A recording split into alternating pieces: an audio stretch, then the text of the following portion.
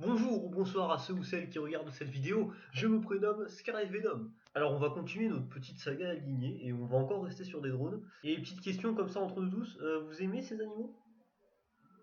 Et est-ce que vous êtes comme ce mec? Monsieur le maire, pour redresser le taux de chômage, on s'en fout, faut des tanks, putain! Bon bah rentrons dans le vif du sujet sans plus tarder, hein.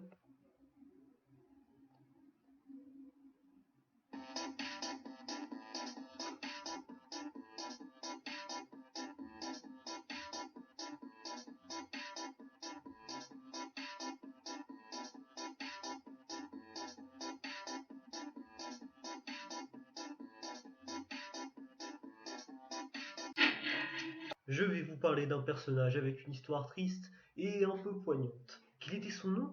Son nom était Maraudeur. Et qui était-il? Je vais vous le dire.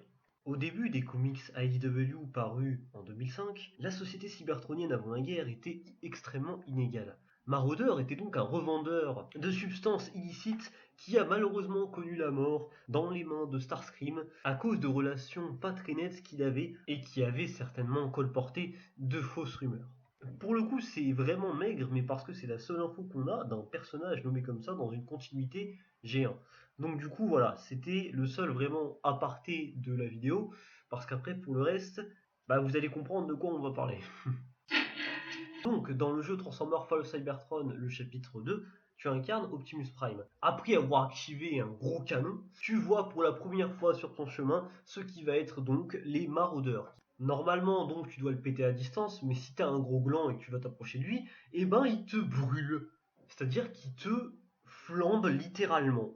Genre, tu brûles, quoi. Et du coup, bah, tu meurs. Sachant que c'est même pas un boss, hein. C'est juste une unité de soldats.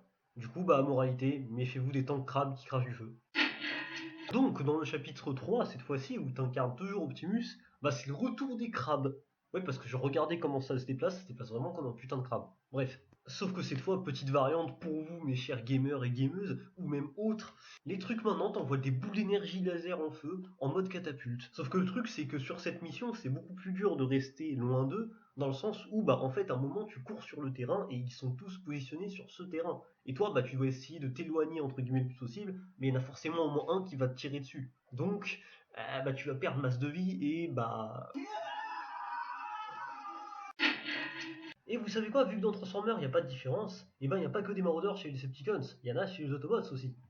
Du coup, pendant que tu joues le Decepticons Vortex, et ben à un moment tu tombes sur les maraudeurs Autobots. Et bah c'est quasiment les maraudeurs Decepticons, sauf qu'ils sont rouges. Et moi j'aime bien le rouge. J'aime ça, le rouge, c'est beau. Et rien que pour ça, c'est les meilleurs personnages de l'univers Transformers. Et ouais, je déconne. Et la dernière chose à dire, c'est donc dans le jeu Transformers Rise of the Dark Spark où bah, on voit des maraudeurs pendant que tu joues Swindle. Et en gros, ils t'attaquent sur le même principe que dans le jeu False Cybertron. Bon, sauf que très clairement, on s'en bat le fion parce que vu qu'on parle d'un jeu complètement OSF, bah voilà. Et donc pour conclure, et ben que dire des maraudeurs? Bah que c'est une putain de bonne idée en fait.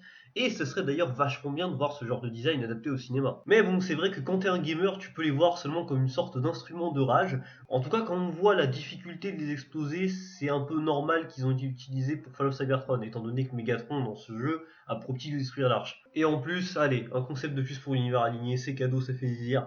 Et du coup, bah les amis, je vous dis à une prochaine fois.